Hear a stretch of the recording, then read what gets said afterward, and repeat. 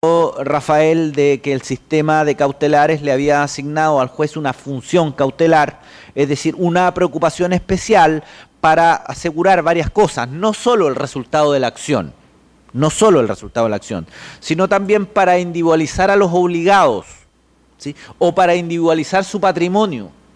O sea, es un poco más amplio que una simple función precautoria, ¿sí? Es una cautelar un poco más amplia. Función que le otorga al juez y que le rebaja ostensiblemente el estándar que el Código Procesal Civil o la legislación común procesal exige para estas medidas, como son el perículo de mora, es decir, el peligro de que ocultará los bienes o que va a tener notorio insolvente, y también la razonabilidad o la presunción grave del derecho que se reclama. Dos requisitos que están en la legislación común. Acá solo basta acreditar necesidad del derecho. Fíjense cómo el estándar para conceder una cautelar es infinitamente inferior en relación a lo que nos exigía la Ley Procesal Civil. ¿Por qué? La razón es para asegurar efectivamente que las sentencias laborales se cumplan. En el foro el resultado era un 40%. Cuando digo el foro, fue ese trabajo que refería Rafael, que se hizo entre el 2000 y el 2002. Y ahí se hicieron estudios empíricos en relación a los procesos laborales. Y en esos estudios empíricos se determinó que en esa época un 40% de las sentencias laborales no se cumplían nunca. Entonces, quería decir que había un problema. Y por eso se flexibiliza el problema de las cautelares, para asegurar el cumplimiento. Ahí los jueces decían, mire, es una frustración para el juez, que no solo tiene que juzgar, sino que hacer ejecutar lo juzgado, que no pueda ejecutar lo juzgado. Pero más importante que la frustración del juez es que en ese caso no hay tutela judicial efectiva del derecho. Al trabajador le interesa no solo la declaración de su derecho, sino que ese derecho se haga carne, ¿sí? Es decir, se pague. Esa es la idea. Entonces, por eso se flexibiliza el sistema de las cautelares. Bien, esto me parece a mí que es lo más trascendente en relación a las normas comunes a todo procedimiento y su operatividad en esta reforma. Procedimiento de aplicación general. Ya decíamos ayer que el procedimiento de aplicación general es un procedimiento supletorio, ¿sí?, de todos los especiales. La estructura ya la conocemos, ¿no? Demanda, contestación escrita, audiencia preparatoria y audiencia de juicio. Veamos algunas cosas que me parecen relevantes del procedimiento de aplicación general en función de conocer la reforma y su operatividad. En primer lugar, me voy a referir a las exigencias de la demanda. Como toda reforma o como todo sistema procesal, la demanda tiene determinados requisitos. Ustedes los tienen contenidos en por referencia al Código Procesal Civil, ¿no?, en el Código Procesal Laboral. Nosotros en materia laboral tenemos en la propia ley laboral los requisitos de la demanda, que si bien es cierto están ahí, son prácticamente iguales que los de otras judicaturas, con una salvedad. En relación a la exigencia de exponer los hechos y los fundamentos de derecho, se ocupó una palabra, dijo, debe exponer en forma clara y circunstanciada los hechos y fundamentos de derecho. Le agregó un apellido, ya no claramente los hechos, sino clara y circunstanciada, y esto significa con detalle. ¿Por qué? ¿Cuál era la idea del legislador? La idea del legislador es que el debate fáctico quede claro a partir inmediatamente de los escritos fundamentales. Destaco este requisito de la demanda. Dos palabras en relación a la prueba y la demanda. En la ley original se permitía acompañar documentos, así decía la ley, acompañar era la palabra que usaba, en la demanda y solicitar ahí en la demanda medios o los elementos de prueba de que se pretendía valer en el juicio. Cuando se decidió separar las audiencias y tener una audiencia preparatoria, se cercenó la posibilidad de presentar prueba y pedir prueba en la demanda. Y lo único que hoy se permite es que se acompañen las actuaciones administrativas referidas a los hechos de la causa. Esto con una intención clara del legislador. Sucede que se le confieren al juez facultades para que en la primera resolución que dicte declare inmediatamente la caducidad de la acción.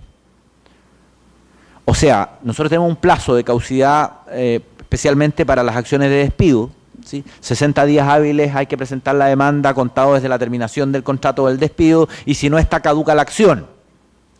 Pero ese plazo se interrumpe, o mejor dicho, se suspende su transcurso cuando hay una reclamación ante la Inspección del Trabajo. Entonces se exige que esa actuación ante la Inspección del Trabajo se incorpore a la demanda a fin de que el juez pueda inmediatamente calcular el plazo de caducidad.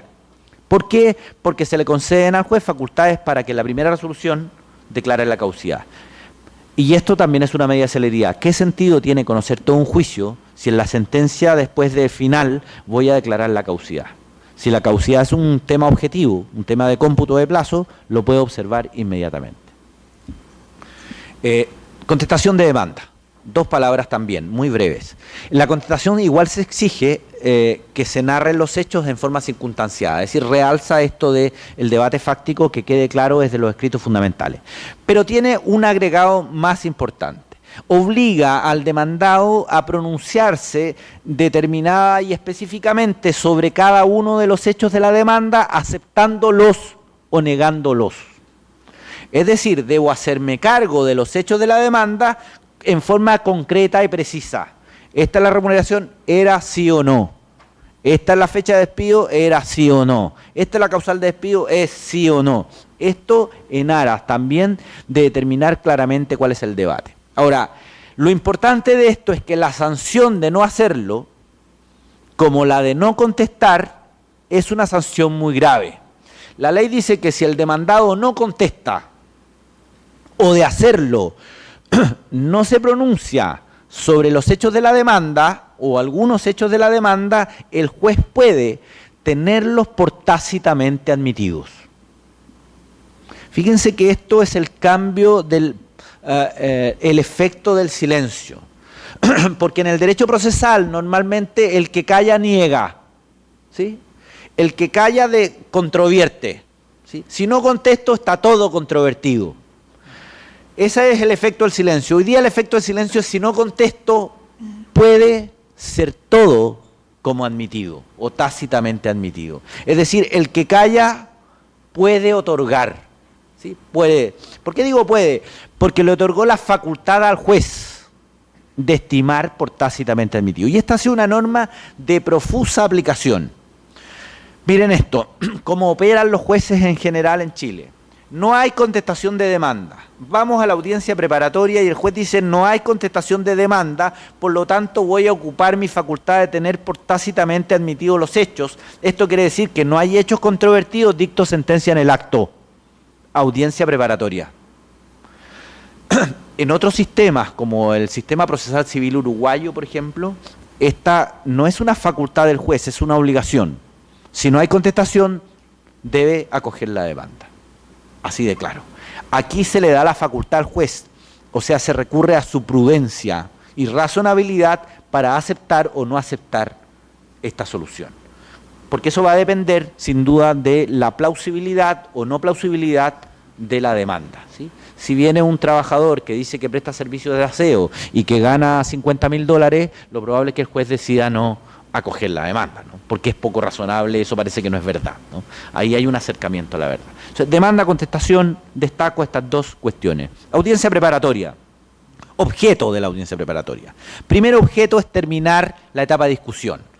Decía yo antes que la etapa de discusión termina ahí con la breve relación que hace el juez de demanda y contestación, con la respuesta a las excepciones y a la demanda reconvencional cuando la hay, y con la sentencia parcial si es que el demandado se ha allanado alguna parte de la demanda. Segunda objeto de la audiencia preparatoria, conciliación. Y ya les dije ayer que aquí se destacaba importantemente las facultades de juez en la conciliación. En este sistema procesal laboral, la conciliación es la válvula de escape del sistema. Si todos los juicios laborales que están en audiencia preparatoria necesariamente van a audiencia de juicio, el sistema colapsa. Por lo tanto, el mecanismo de conciliación es un mecanismo de despeje del sistema. Así como en materia penal tenemos algunos otros mecanismos, como los juicios abreviados, las salidas alternativas, en fin, porque si todo llegara a juicio penal, también estaría colapsado el sistema penal. Aquí es la conciliación esta válvula de escape. Y por eso es que se le conceden al juez importantes facultades en relación a la conciliación. Emitir opinión, ya les dije ayer, y proponer bases de conciliación. Y mire, como abogado les puedo decir que cuando el juez propone bases de conciliación, normalmente uno tiene claro que la conciliación va a andar cerca de las bases del juez. Lo más difícil, cuando tenemos ganas de conciliar, los abogados mirados desde el otro lado del mesón, para los abogados lo más difícil es determinar el quantum. Tengo ganas de conciliar, pero ¿cuánto es lo que voy a conciliar? Es un problema, porque el demandante no quiere quedarse corto, ¿sí? Entonces me tiro con la política del tejo pasado, porque a lo mejor el demandado está dispuesto a dar más. Y el demandado tampoco quiere quedarse corto, doy menos, porque a lo mejor acepta menos de lo que pienso dar. Pero cuando el juez me dice, mire, esto es lo que yo propongo como base de conciliación, entonces ya tenemos una cercanía, el juez nos ha acercado a las partes en el quantum. Y normalmente las conciliaciones son un poquito más de lo que dice el juez o un poquito menos de lo que dice el juez, pero ya no se produce una discusión eterna de cuánto. Luego de la conciliación viene la etapa más importante, a mi juicio, del juicio, o relacionada con el juicio propiamente tal, que es la etapa de recepción de la causa prueba. Si no hay hechos sustanciales pertinentes y controvertidos, es decir, no tenemos discusión fáctica, el juez puede fallar en el acto. Dicta una sentencia aquí, que al igual como su compañero preguntó en relación al monitorio, que se va a referir Rafael ahora acto seguido, es una sentencia con menos requisitos, no tiene que expresar los hechos. Y esto es del todo razonable, porque si no hay hechos controvertidos, el problema es un problema jurídico de derecho. Por lo tanto, va derechamente a aplicar el derecho. No hay hechos sustanciales pertinentes y controvertidos. Si los hay, en cambio, recibe la causa prueba, y las partes tienen ahora la posibilidad en esta audiencia de ofrecer toda su prueba. Y los requisitos son prueba pertinente, es decir, que se refiera a los hechos controvertidos, prueba útil, es decir, que permita acreditar los hechos controvertidos, o sea, no saco nada con ofrecer una prueba que no va a acreditar. Siempre pongo este ejemplo yo, si estamos discutiendo cotizaciones previsionales, la única manera de acreditar las cotizaciones previsionales es mediante las planillas, ¿sí?, de pago de las mismas, o mediante el certificado de la institución previsional que dé cuenta que estén pagadas. Nada, por lo tanto, me sirve que yo ofrezca testigos para decir que están pagadas las cotizaciones previsionales. Por lo tanto, prueba inútil, el juez no la debe aceptar. Y en tercer lugar, muy importante, porque se incorpora esta norma de un modo específico desde el proceso penal, es la prueba ilícita. Tampoco se acepta aquella prueba que haya sido obtenida directa o indirectamente a través de medios ilícitos o con vulneración de derechos fundamentales. Esto viene del penal, esta es una regla que viene del penal, que era una manera de controlar, una manera de limitar la prueba, especialmente para evitar los abusos policíacos. Esto viene desde el derecho anglosajón, más bien del derecho norteamericano, y que se traslada a este ámbito laboral, y que la fundamentación es, mire, la verdad es muy importante, pero el fin no justifica los medios. Los derechos fundamentales son un valor muy importante en la sociedad que no se puede permitir que se vulneren aún a riesgo de la verdad, porque eso es la prueba ilícita, ¿no? La prueba ilícita escamotea la verdad. Como es ilícita, no sirve para demostrar. Y esto es un tema muy importante. ¿Por qué esta discusión aquí? Porque la idea es que la prueba ilícita no contamine al juez del juicio. Si el juez del juicio percibe la prueba ilícita, va a formarse convicción a través de la percepción de esa prueba. ¿Y cómo la saca de la cabeza? ¿Sí? Si yo pretendo ocupar como prueba el video tomado o grabado en el baño de mujeres de la empresa, ¿sí?, donde aparece la trabajadora poniendo especies del empleador dentro de su ropa íntima, ¿sí?, sin duda esa prueba es prima facie ilícita, porque está vulnerando la intimidad, está en un lugar que es de esfera de protección de la intimidad de esas mujeres, ¿no? Cuando están desnudas o cuando están cambiando ropa, ¿sí? Por lo tanto, podría ser excluida por ilícita. Pero si el juez percibe ese video, ¿cómo saca de la cabeza para acreditar de la causal que esa trabajadora está hurtando? Entonces, por eso es que es muy importante la exclusión en la preparatoria de la prueba ilícita, el debate de exclusión de prueba, para evitar la contaminación del juez que resuelve. O sea, el juez que resuelve, la idea es que no perciba nunca la prueba ilícita. Luego se decretan todas las pruebas y citaciones, se fija audiencia de juicio. Se fija audiencia de juicio. En la audiencia de juicio lo que se hace es la recepción de toda la prueba. Y algunas cuestiones puntuales. La ley establece orden, ¿sí? Demandante primero, después demandado, con excepción de los juicios de despido. En los juicios de despido, la prueba lo rinde primero el demandado y después el demandante. ¿Cuál es la razón? La razón es que los juicios de despido, quien debe acreditar la causal, es decir, el hecho imputado que fundó la desafección del trabajador, corresponde al empleador. Entonces él rinde primero su prueba, y mire, esto es una medida de economía procesal. Si el empleador rinde su prueba y no logra convicción del juez con toda su prueba respecto del hecho imputado al trabajador, el juez puede prescindir del resto de la prueba y dictar sentencia. No es necesario que el trabajador rinda su prueba si lo que viene a hacer la prueba del trabajador es a controvertir la prueba del empleador en ese caso. Si ya la prueba del empleador no fue lo suficientemente convincente para lograr en el juez la convicción de que la causal era justificada, ¿qué sentido tiene recibir la prueba del trabajador? Esto es una medida de celeridad, por eso se invierte el orden de la prueba en los juicios de despido. Ahora, además del orden de la prueba entre demandante y demandado, la ley fija un orden y dice prueba documental, prueba confesional, testimonial y otros medios de prueba. Ese sería el orden, pero permite al juez alterar el orden por resolución fundada. Permite al juez alterar el orden por resolución fundada. Y esto puede tener dos explicaciones o dos razones. Una razón práctica. ¿Sí? Su señoría, partamos por la prueba testimonial porque tengo un testigo que es médico y va a operar en 2 horas más y que si lo hago esperar no va a poder declarar. ¿Sí? Partamos por ese testigo, una razón práctica, o una razón de litigación.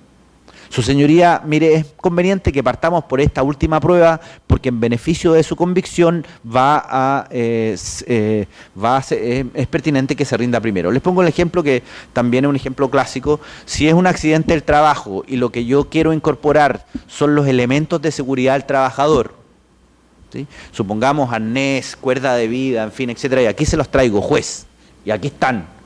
¿Qué le dice eso al juez? Nada. Ve aparatos, ¿sí? Pero si esos aparatos, que debieran entrar como otro medio de prueba, al final, son incorporados al principio, y respecto de ellos hablan todos los testigos, habla el demandante en su confesional, habla el demandado en su confesional, y le dicen al juez para qué sirve esta cuerda, qué grosor tiene que tener, qué importancia tiene este sello, qué importancia tiene esta traba, en fin, etcétera, sin duda, por estrategia de litigación y por convicción del juez, para su convicción, es importante alterar el orden probatorio. Son las dos razones para alterar el orden. ¿Alguna referencia a la prueba? Prueba documental, yo lo dije ayer, la documental en términos estrictos en esta reforma no es lo que se dice del documento, sino es materialmente el documento. De modo tal que la prueba documental, si bien oral, se da una explicación de lo que estoy incorporando, ¿sí? Incorporo contrato de trabajo de fecha X, en fin, donde consta la obligación tal y cual, ¿sí? Lo que entra es el documento.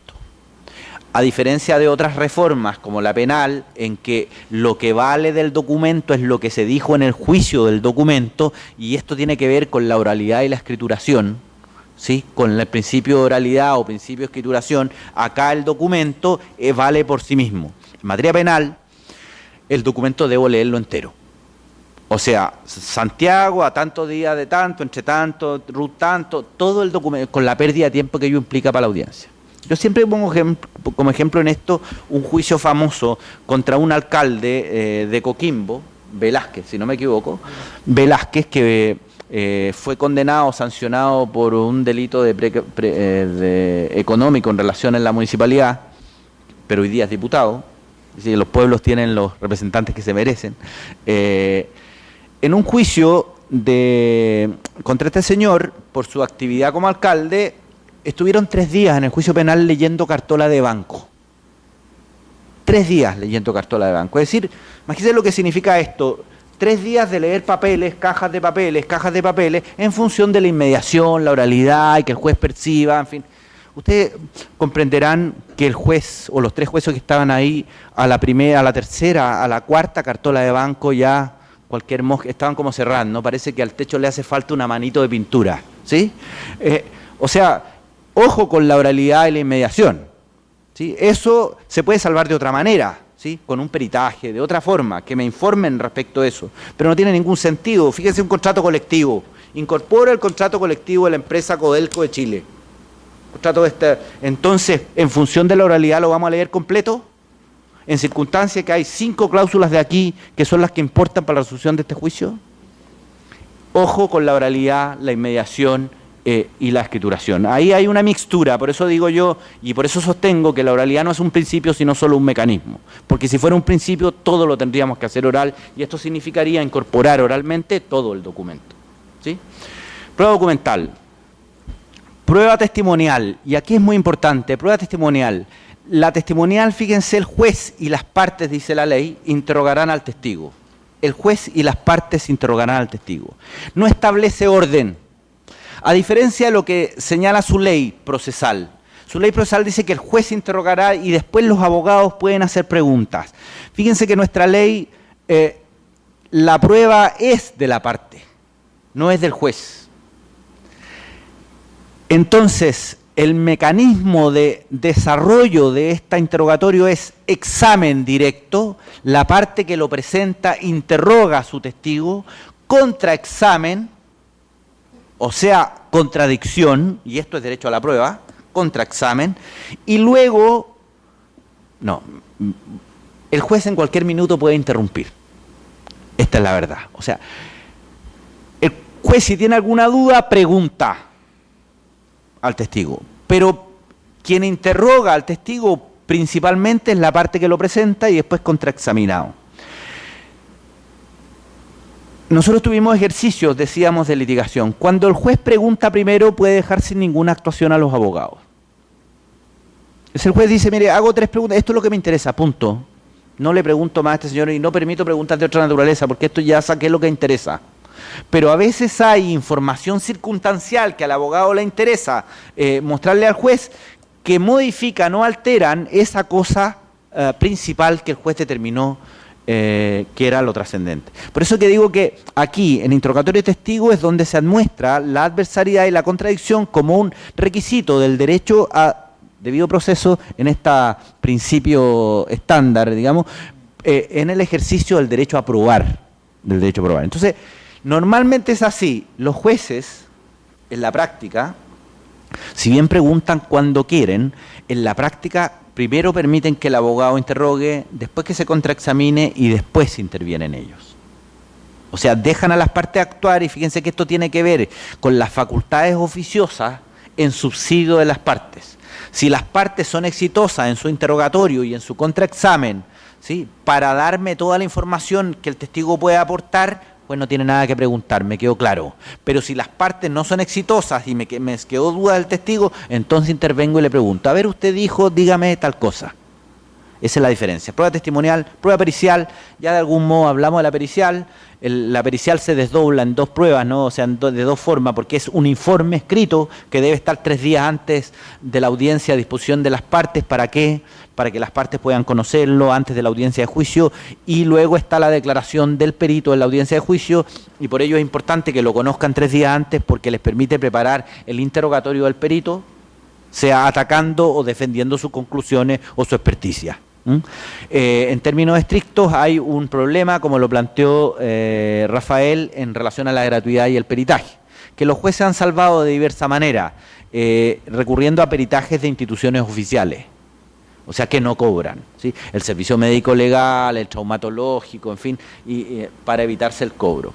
El juez con acuerdo de las partes, ojo, esto es muy importante, el juez con acuerdo de las partes puede eximir al perito de su declaración.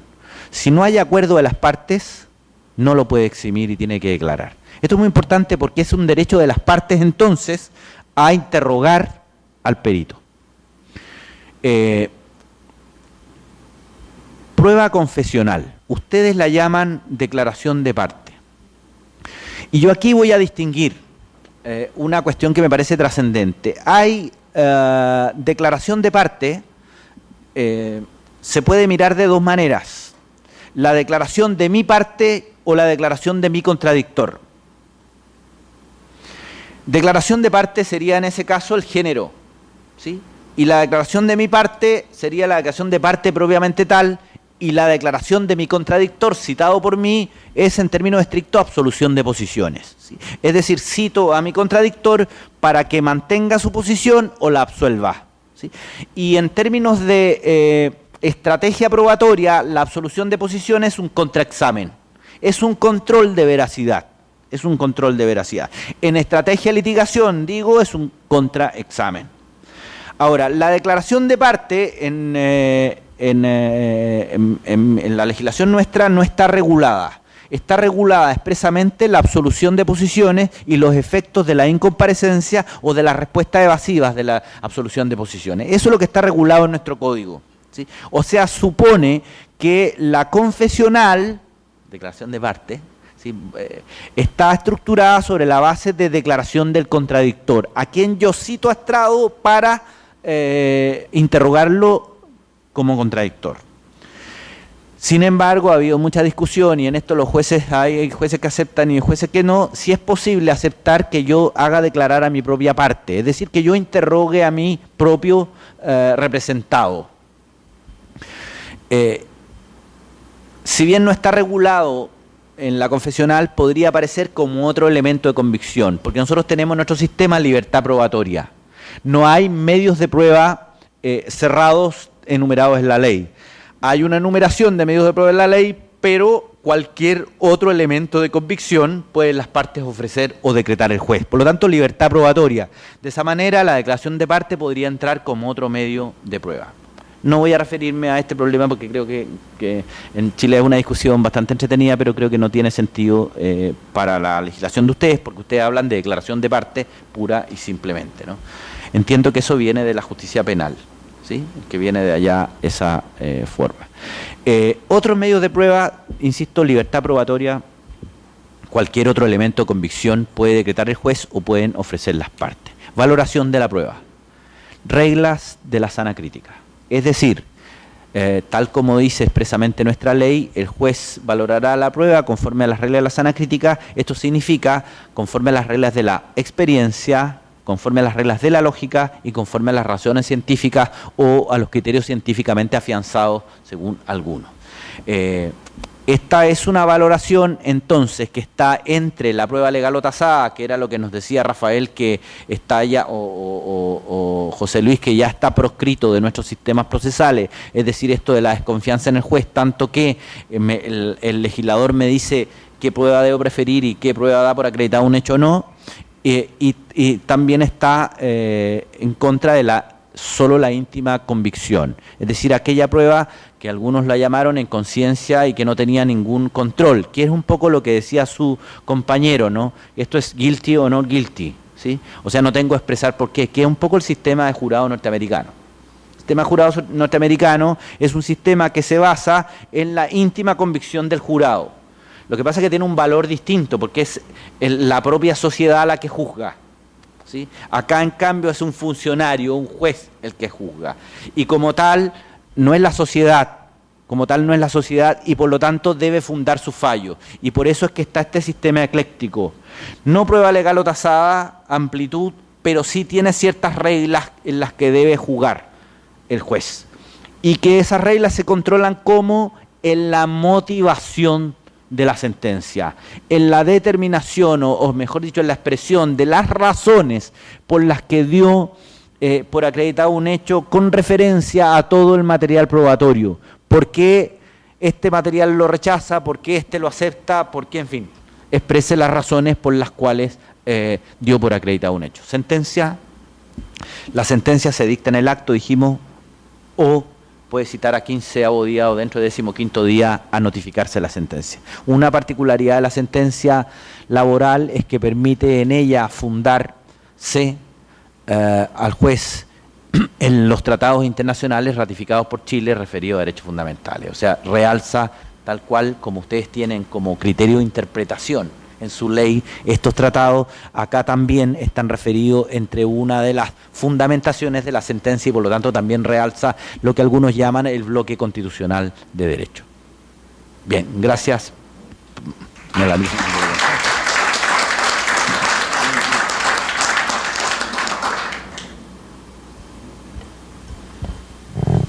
Sobre el procedimiento de aplicación general, no sé si pregunta o pasamos para ver los dos procedimientos especiales que nos quedan, que es el de tutela y monitoreo. ¿Sí les parece? Bueno.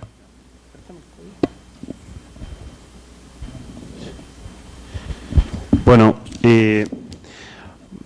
voy a hablar, no tenemos mucho tiempo, voy a hacerlo lo más breve posible para dar espacio a las preguntas, que ha sido lo más entretenido de estos 2 días.